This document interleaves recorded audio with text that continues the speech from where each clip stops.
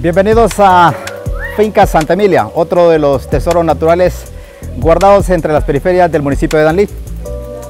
Ahora haremos una aventura campestre entre pequeños riachuelos, mucha agua para la diversión y por supuesto un inmenso mar de bosque. Echamos a correr el video porque soy Eduardo Llanes y el turista ya comienza.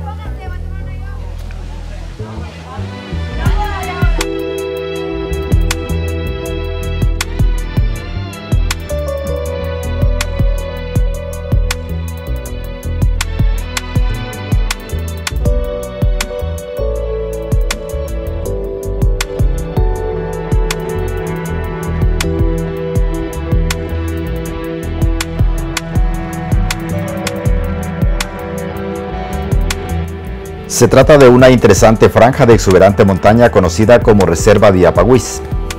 Esa verde cresta que apenas puede verse desde la ciudad de Danlí y que ocupa todo el suroeste del horizonte de la más grande urbe del oriental departamento del Paraíso. Aunque ese nombre local y nacionalmente está más relacionada con la famosa y altiva Piedra de Yapahuís, esa puntiaguda forma que rasga graciosamente el cielo paraíseño y que es generadora de leyendas y aventuras, esta piedra es apenas la cara más conocida de la reserva, pero comparada con el resto es solo un punto en un verde océano de bosques, pinos brumosos, lluvia perenne y las aventuras que el visitante quiera escribir.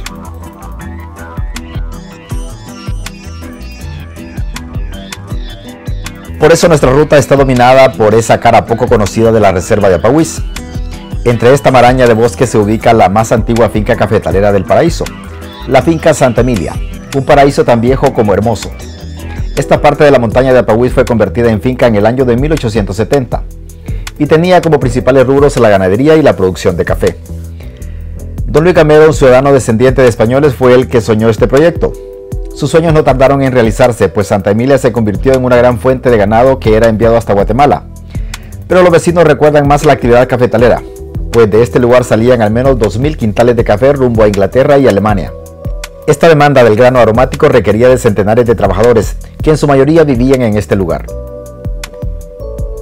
Con el paso de los años y la muerte de sus precursores, Santa Emilia se esfumó como la gran productora de ganado y café, y puede decirse que hasta quedó abandonada, casi a su suerte.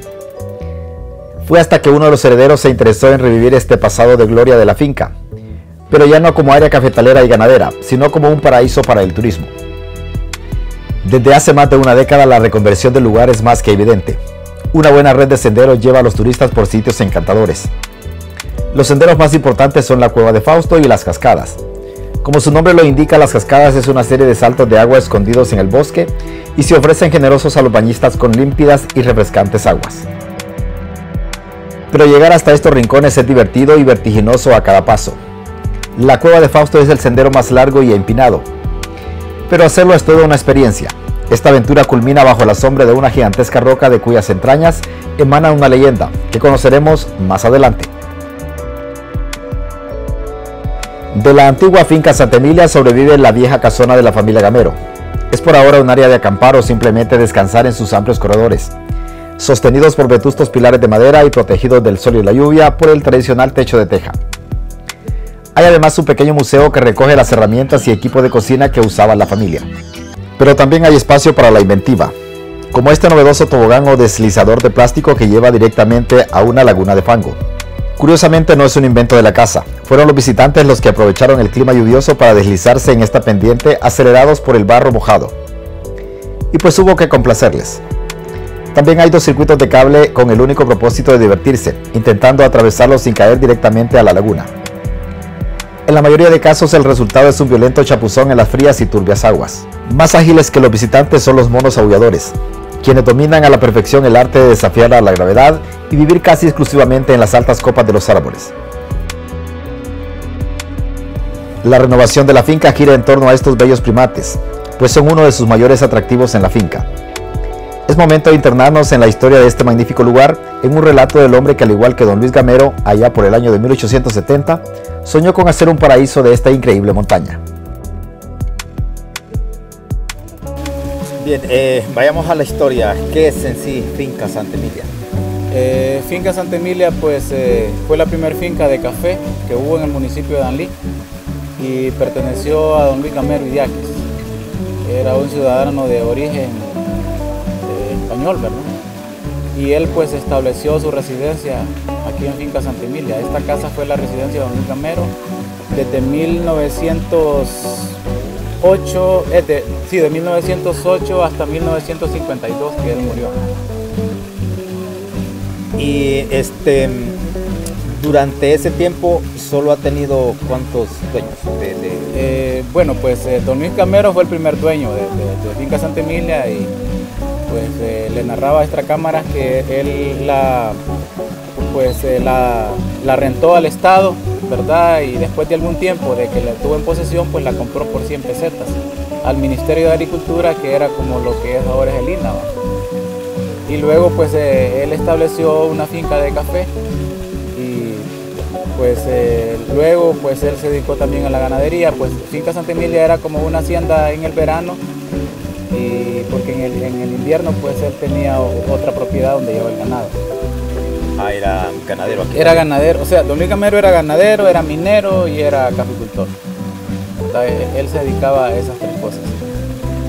Ya, y ustedes, su familia, adquieren ¿hace cuánto? Bueno, yo no conocía a don Luis Gamero, ¿verdad? Pero sin embargo la hija de don Luis Gamero, que también fue heredera de don Luis Gamero, ella se llamaba María Luisa Gamero Mejía, ¿verdad? Ella pues era una monja y fue la única hija que don Luis Gamero tuvo. Entonces yo pues parte de mi infancia me dio alojamiento la niña María Luisa Gamero, porque mi mamá era la empleada doméstica de ella. Entonces yo pues llegué a la casa de la niña María Luisa, así le decíamos nosotros, y entonces ella me educó, luego trabajé con ella, y es así como pues ella, como no tuvo hijos, nunca se casó, entonces decidió dejar Finca Santa Emilia a un grupo de trabajadores leales a ella. Entonces nosotros,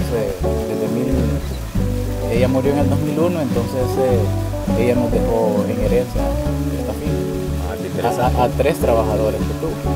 Bien. Y esa que le costó a los Gameros 100 pesetas, ¿qué cantidad era de hectáreas o manzanas? Bueno, se dice que eran como 519 caballerías de tierra, ¿verdad?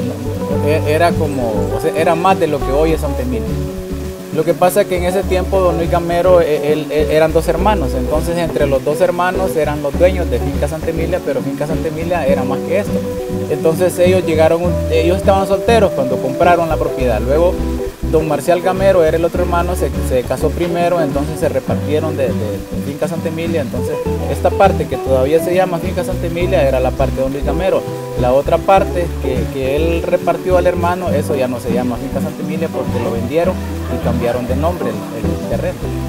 ¿Pero igual se conserva o es otra No, cosa? Está conservado siempre porque los dueños de la otra parte del terreno igual se han dedicado a la conservación, igual que nosotros.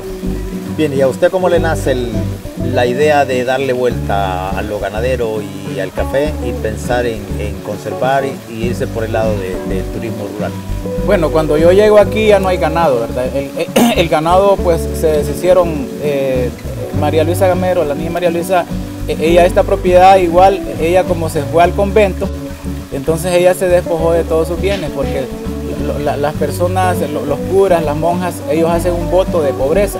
Entonces eso quiere decir que ningún padre ni ninguna monja pueden tener posesiones. Entonces ella simbólicamente vendió a otras personas, pero con documento, ¿verdad? Y mientras ella estaba en el convento. Entonces en todo ese tiempo los dueños que fueron de Finca Santa Emilia, ellos como tenían poder y todo, ellos vendieron el ganado. Entonces cuando yo vengo aquí ya no hay ganado, ya solamente hay una finca vieja de café que no produce casi nada.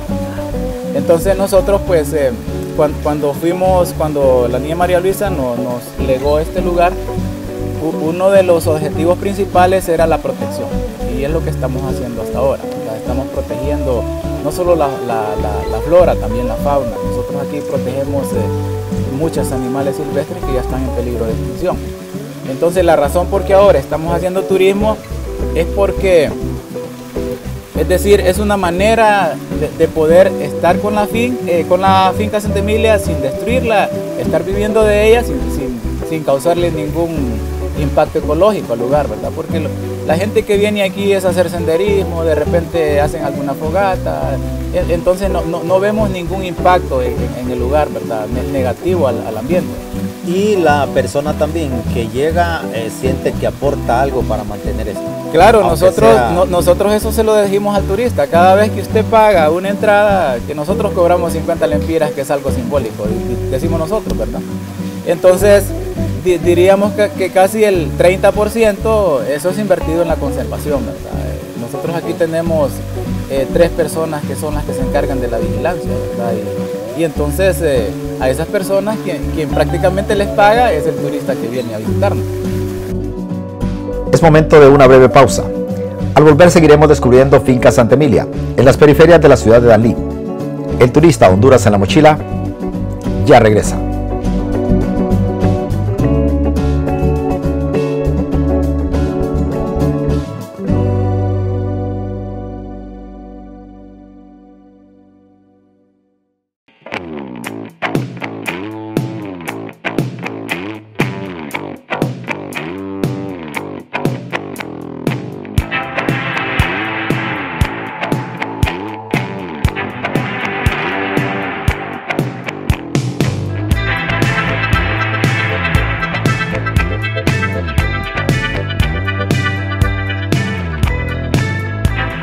Estamos de regreso en Finca Santa Emilia, en el corazón de la reserva de Apahuís. Es momento de ir a nuestra primera ruta de montaña. Haremos un recorrido rumbo a las cascadas. Es un complejo natural de varias caídas de agua escondidas entre grandes bosques y protegidas por un fangoso camino que hace difícil pero divertida la caminata. Estamos en otro rincón de la Finca Santa Emilia y es donde hay abundante agua y pues una serie de cataratas. Esta es una de las tantas, la más grande, más o menos unos 25 metros, y tiene una majestuosa fosa en la que se puede nadar. Más arriba de esta cascada hay otra más pequeña y por supuesto interesantes fosas en las que uno puede refrescarse. Desde luego que llegar hasta acá es bastante complicado, es un camino resbaladizo y muy traicionero. Se han hecho algunas adaptaciones o se han instalado cuerdas para que la gente pueda subir, escaleras, y por supuesto la mayoría de las cosas o del éxito radica en tener mucha fortaleza física y mental para poder sobreponerse a esto. Así que después de las tomas que les vamos a dar de este sitio de las cascadas, vamos a mostrarles cómo es el camino.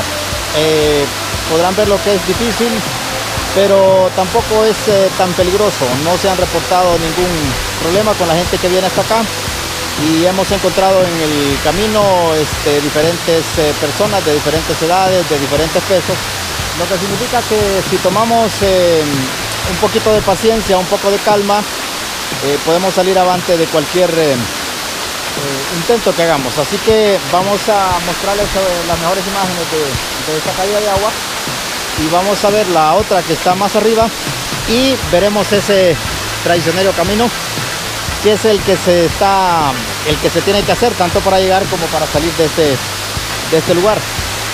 Por supuesto que llegar hasta acá vale la pena. Hay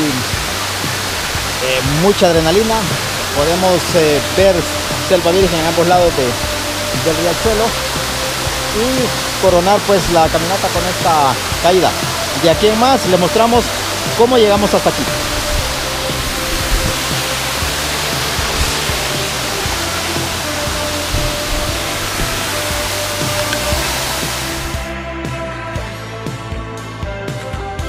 Antes de arrancar debemos combatir el calor provocado por el cansancio, y no hay otra manera mejor que probando las refrescantes aguas que se escurren desde la alta montaña y llegan violentamente a través de estos paredones de al menos unos 30 metros.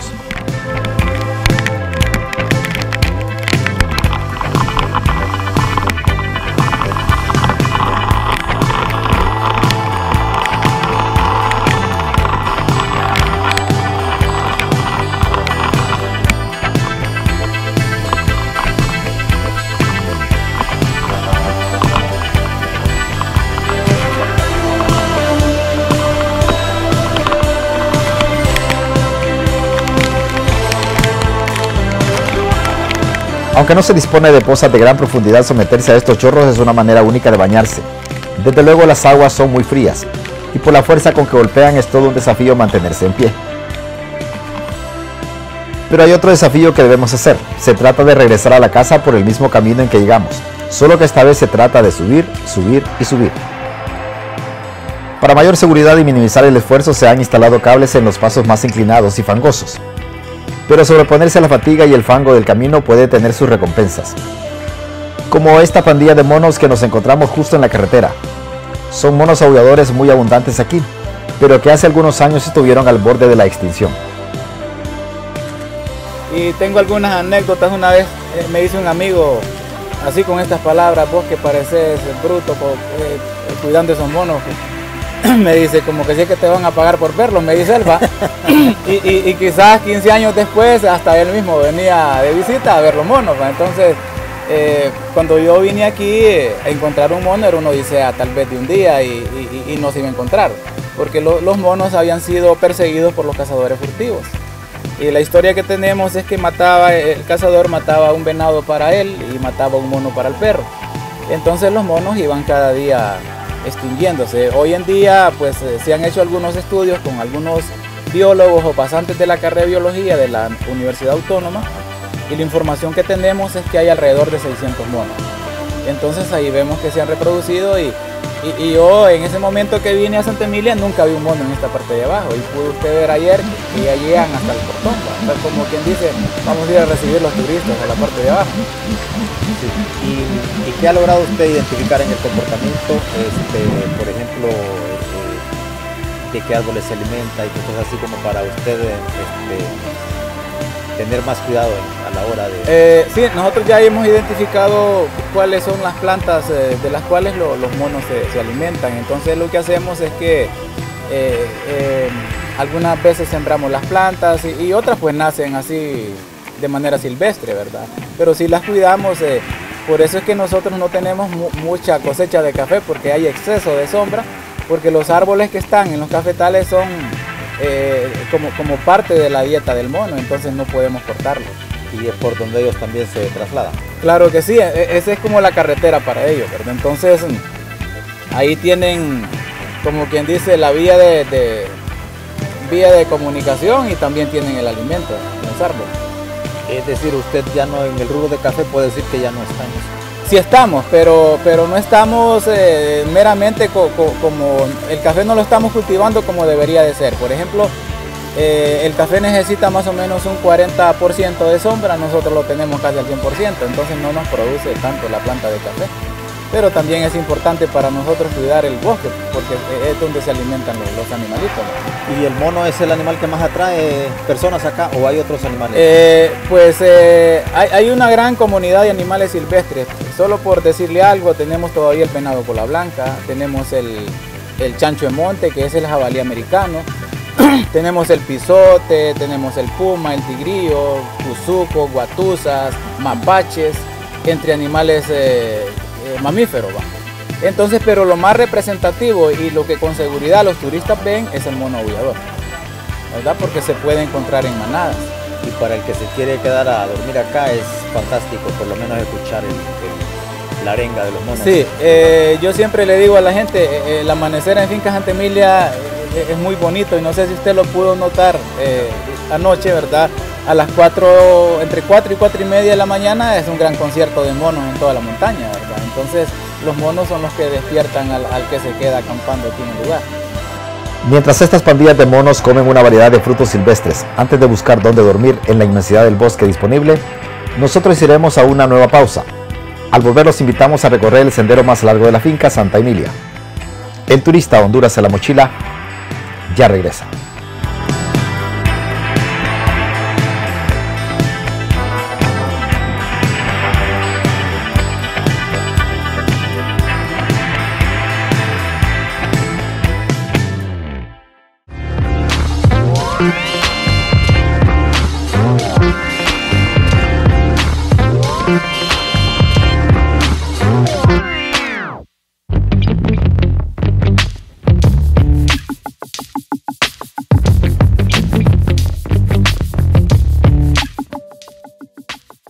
Es temprano de la mañana y ya hemos desayunado después de una fría noche en la antigua casa de la finca Santa Emilia, y ya después de haber tomado café, pues hemos optado por hacer la parte de senderismo.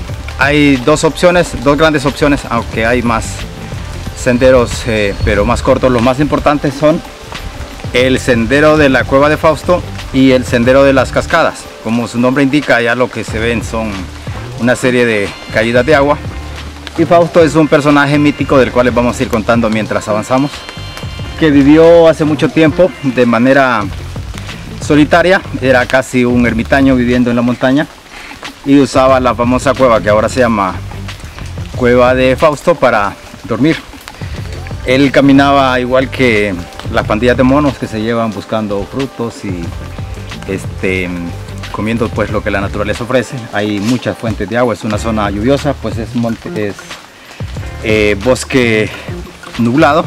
Podrán ver cómo está de oscuro, y por todos lados hay agua, caen gotas del follaje del bosque, y pues ni siquiera el sol se atreve a interrumpir esta maraña de bosque y de clima muy sabroso. Estamos disfrutando y vamos a ir avanzando por este sendero hasta que podamos alcanzar la famosa piedra o Cueva de Fausto.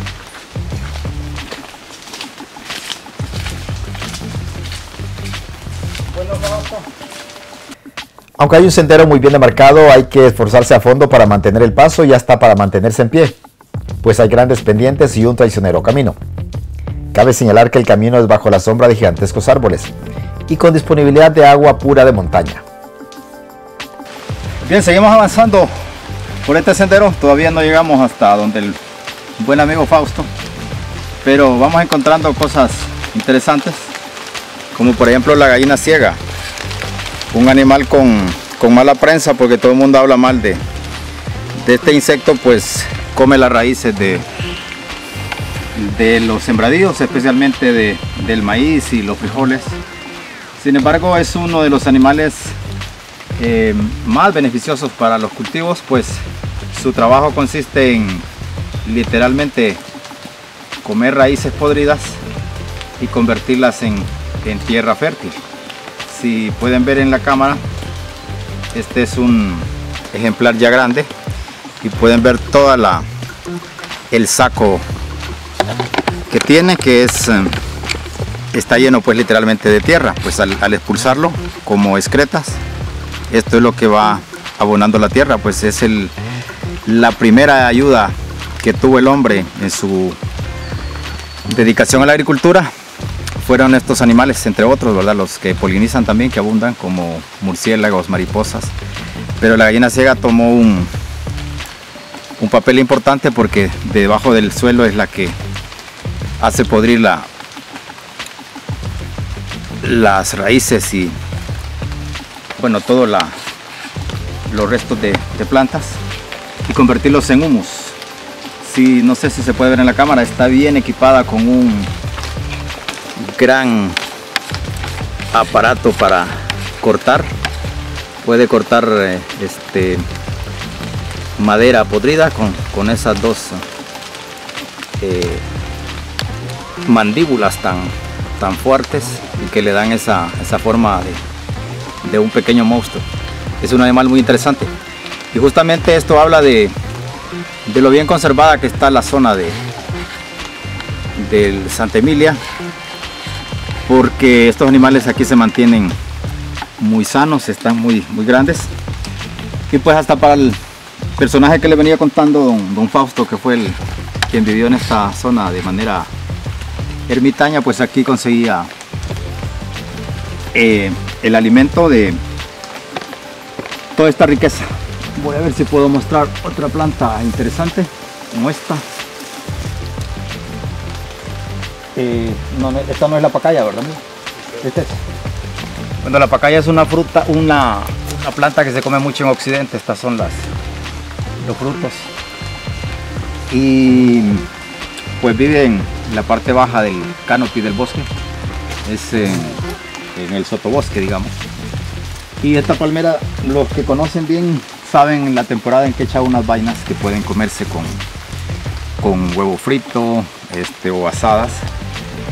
Y pues eso constituye, en Occidente sobre todo, la zona de Santa Rosa de Copán y parte de Lempira, es todo un manjar. Y por supuesto hay disponibilidad de agua, hemos pasado gran cantidad de pequeños arroyos. Así que nos vamos a despedir de nuestros amigos aquí, gallinas ciegas, que no sé de dónde viene el nombre de gallina ciega, ¿va? Porque por ningún lado le encuentro lo de gallina. Pero interesante lo que estamos viendo. Seguimos rumbo a la cueva de Fausto.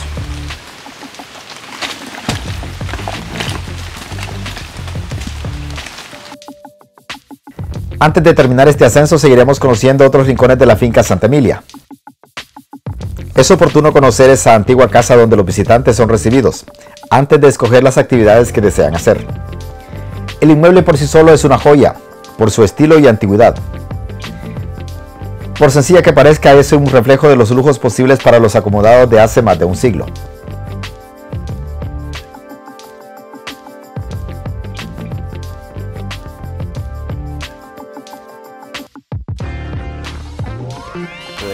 Lo más importante, lo más grande. La casa es un inmueble que existe desde ese tiempo también. ¿Cuántos años tiene esta casa? Bueno, según personas que yo he conocido, que han sido historiadores, la casa fue construida en 1870. Es decir, en ese tiempo construyeron la casa. En 1870 todavía don Luis Gamero no era el dueño legal de Finca Santa Emilia porque la tenía en arrendamiento al Estado, pero como cuando él arrendó, el Estado le dio potestad para que él hiciera lo que quisiera en ese tiempo, ¿verdad? Entonces ya no tenía documentos legales, pero ya era el dueño, porque fue hasta 1908 cuando él ya legalmente le entregan los documentos. Esos son los antecedentes que nosotros conocemos. Ya en 1908 habla que se reunieron en una casa y habla de esta casa, ¿verdad? Se reunieron, vinieron un abogado y redactaron una escritura. Por cierto, es hecha a mano la escritura, porque todavía no había máquinas de escribir. Me imagino. Sí. Es decir que esta casa está por cumplir 200 años. 148 años. Un montón de tiempo. Y la estructura que usted ve es de la casa, o sea, no se le ha cambiado nada, la casa sigue siendo como era antes, se le han cambiado ciertas piezas que se han dañado por el deterioro del tiempo. Y hay que decírselo a la gente, era una persona pudiente del momento, era un hombre con injerencia política y poder económico, y esta era la casa de un ricacho de ese tiempo. Esta era la casa de una persona acomodada. Simplemente puede ver que los pisos eran de barro, y ese piso era el piso en ese tiempo, el de los ricos, como quien dice hoy en día la cerámica. Ajá. Porque la gente trabajadora, me refiero a los trabajadores de la finca, las casas de ellos era con piso de tierra, ¿verdad? Entonces sí, puede ver que las ventanas tenían una estructura de vidrio y todo eso, entonces eso indica que era de gente muy importante. Por cierto, don Luis Gamero fue alcalde de Danlí en 1916 y 1917, cuando los alcaldes no ganaban un centavo en la alcaldía, era de honor en el cargo que desempeñaba. Bien, y aparte de lo arquitectónico, también era una casa que tenía los utensilios que eran comunes, digamos, en Europa. Por ejemplo, una familia acomodada de Europa, más o menos era la misma manera de vivir que ellos tenían aquí. Pues yo le voy a decir que en ese tiempo don Luis Gamero estaba mejor que en Danlí, ¿verdad? Porque él tenía luz eléctrica, tenía agua caliente, tenía teléfono. Entonces, todo lo básico que podía tener una gente de dinero, ¿verdad? Porque ellos el agua caliente la tenían adentro con leña, tenían un teléfono que era como un intercomunicador, porque solo habían dos teléfonos, uno en esta casa y otro en Danlí, en una casa de Danlí. ¿De la misma familia? Bueno, en la otra casa de él. Él tenía, y esta casa era la residencia, entonces la casa de Danlí era la casa de campo. Era lo contrario que hace la gente ahora. Y él tenía también energía eléctrica que funcionaba con agua, ¿verdad? Había una turbina que generaba luz para toda la casa. de esos objetos son los que usted mantiene en el tenemos museo. parte de esas cosas que son las que nos pueden narrar la historia que le estoy contando. ¿Qué es lo que hay en el museo? Lo más, En el museo lo que tenemos son herramientas de trabajo, utensilios de cocina, ¿verdad? Y tenemos fotografías que no las tenemos aquí por el clima, ¿va? Pero también el museo se compone de herramientas de trabajo, utensilios de cocina, fotografías, cartas familiares, muchas cosas de eso. ¿Él tenía relación comercial con qué países? ¿Con gente de qué lado? Don Luis Gamero, esto se lo tengo que decir, como la finca Santa Emilia es muy antigua, entonces todavía no habían vehículos de aquí a Tegucigalpa, entonces él llevaba todo su café a lomo de mula desde aquí hasta el puerto de Amopala. Allá lo embarcaba, lo llevaba en los barcos de las bananeras, lo llevaba, el mercado del café era Inglaterra y Alemania, ¿verdad? Y era muy amigo de los alemanes, por decirle algo, los apellidos Sirke, ¿verdad? Que eran gente muy importante en ese tiempo. Y entonces don Luis Gamero, pues ese era el mercado que tenía con su cosecha de café. Luego él vendía su café allá y era cuando empezaba a traer lo que vamos a ver en el museo, herramientas. Dicen que hasta la sala traían de Alemania. ¿De Alemania? Sí. ¿Cuánto tardaría un caballo en llegar a Amapala? Pues desconozco, no sé cuántos días, pero según me contaban a mí, llevaban varias mulas con café y otras mulas con comida, o sea, con maíz para ir alimentando a las otras que iban. Una locura. Sí. Y cuando, me imagino, atravesar esa zona de Santa Ana, Bogotá, Sí, muy fría, era así, y solo, árido y todo. sí, terrible. Momento para una pausa más. Regresaremos para el final del ascenso a la Cueva de Fausto, en la hermosa finca Santa Emilia, en Danlí, El Paraíso. El turista Honduras en la mochila ya regresa.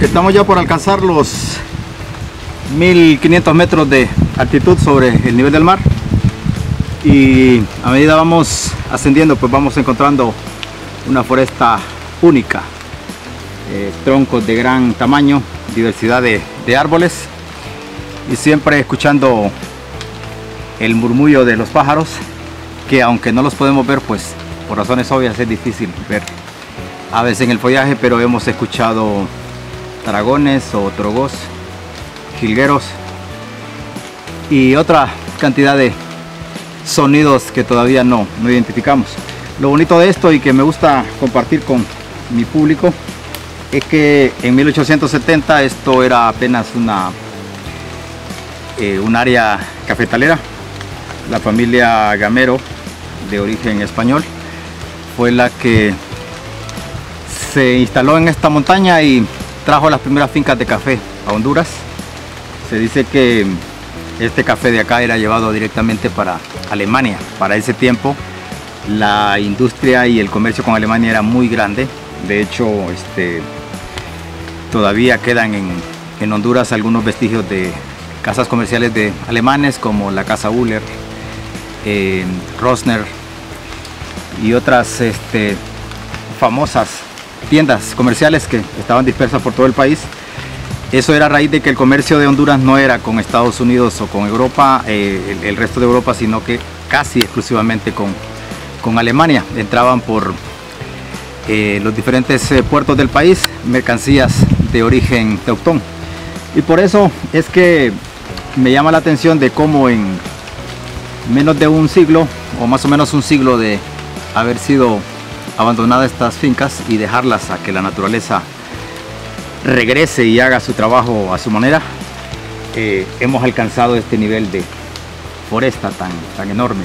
Es una cuestión maravillosa, y de hecho los propietarios actuales se han olvidado un poquito de la producción de café y están más orientados a hacer esto que ando haciendo yo, caminando por estos senderos trayendo turismo. Y es una manera muy práctica de que usted que está del otro lado de la pantalla nos pueda ayudar a conservar esto, viniendo a Santa Emilia, dejando ahí una pequeña cantidad de dinero en el boleto de entrada o en el consumir productos, comida y las frutas que se venden ahí. Está ayudando a que estos árboles sigan creciendo, que las pandillas de monos sigan caminando. Ya ese es algo que vale la pena. Sin embargo, a mí me queda todavía un buen rato de camino para llegar al último destino de este sendero, que es la Cueva de Fausto. Así que vamos a continuar.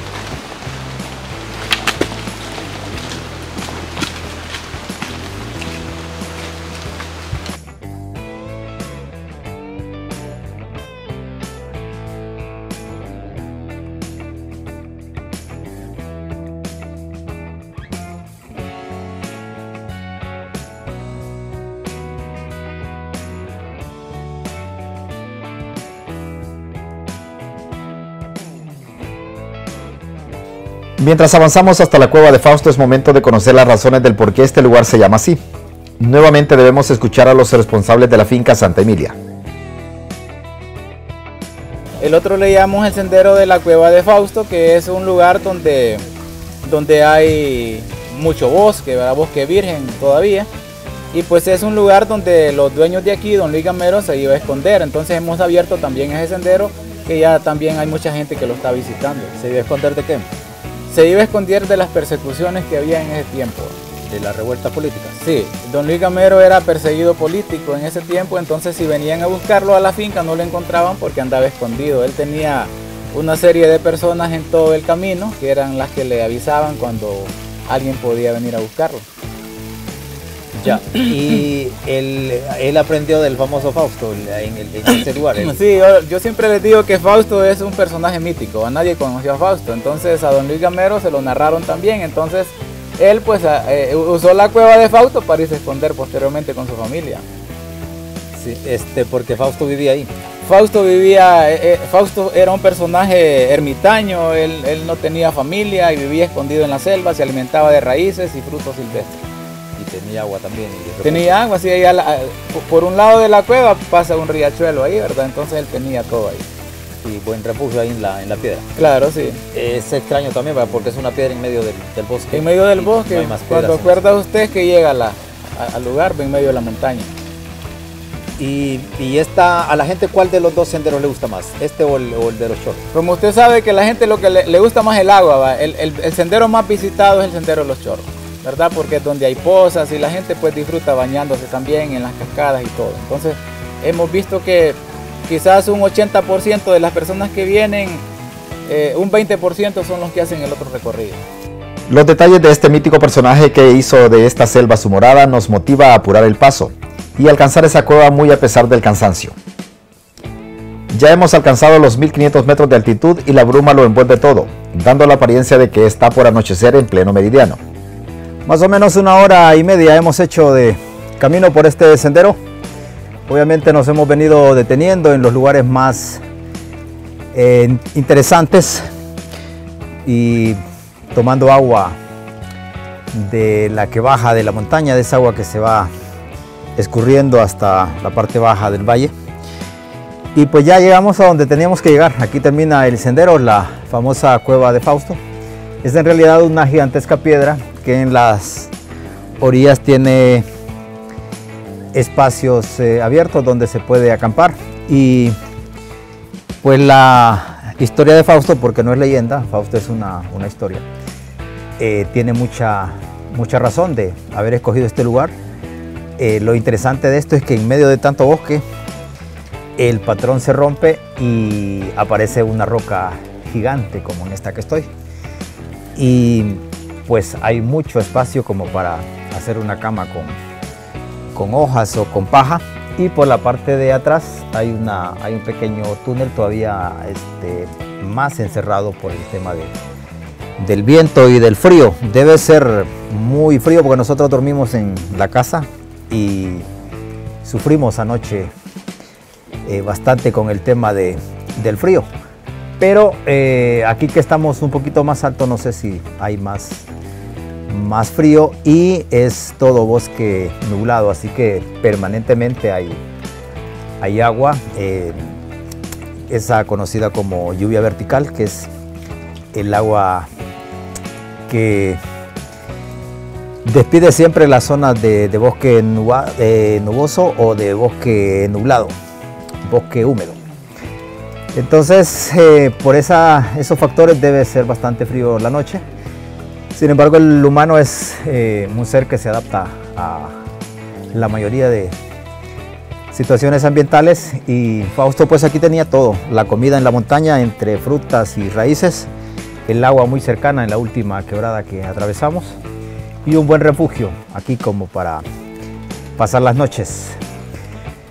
Así que ha sido un privilegio haber llegado hasta acá y haber conocido el último rincón de la reserva de la finca Santa Emilia. Pero tenemos más actividades en la parte baja, así que vamos hacia allá. Dejaremos en el mismo silencio y en la misma tranquilidad con que encontramos la guarida del último ermitaño de estos rumbos, conocido únicamente como Fausto. Nosotros tenemos más diversión en la finca Santa Emilia, pero antes de eso haremos otra pausa. El turista Honduras en la mochila ya regresa.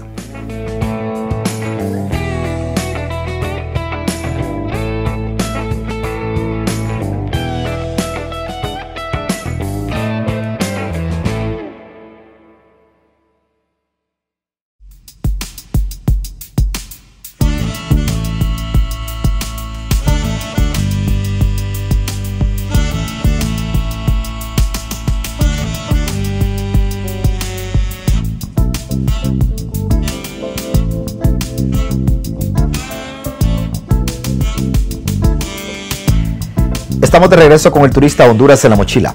Continuamos recorriendo Finca Santa Emilia, un paraíso en la fascinante reserva de Apahuís, en la cabecera suroeste de la ciudad de Danlí. Por ahora nos hemos limitado a recorrer la casa museo y los dos grandes senderos de la finca, el sendero de las cascadas y las cuevas de Fausto.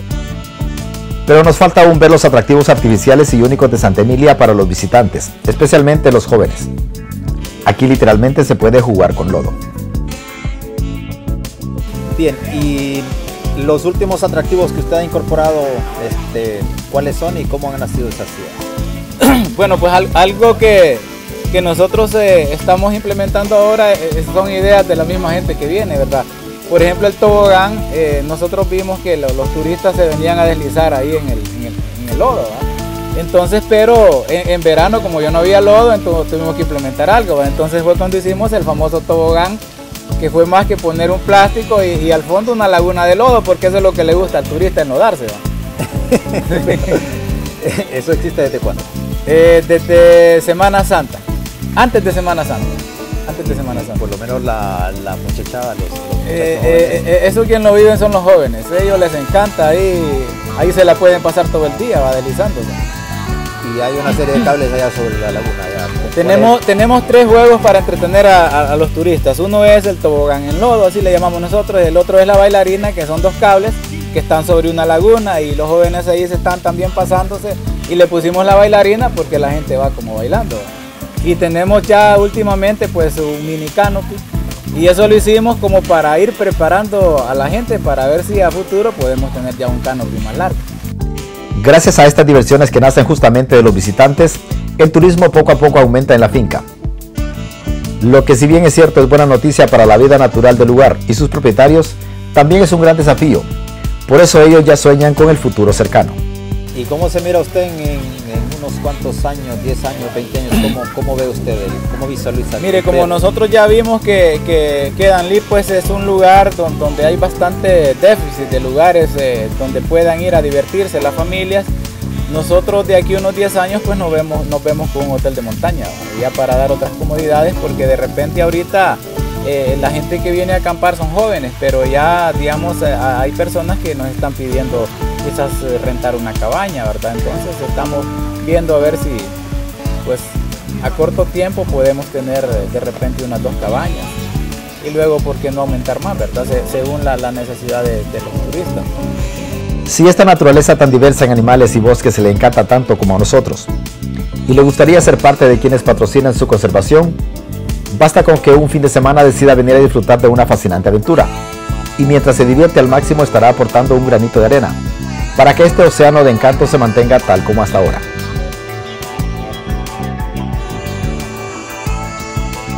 Cae nuevamente la tarde en Finca Santa Emilia. Ha sido una jornada saturada de agua, de lodo, pero de mucha diversión. Detenemos el video por esta semana, pero Eduardo Llanes, el turista, queda preparando su próxima aventura.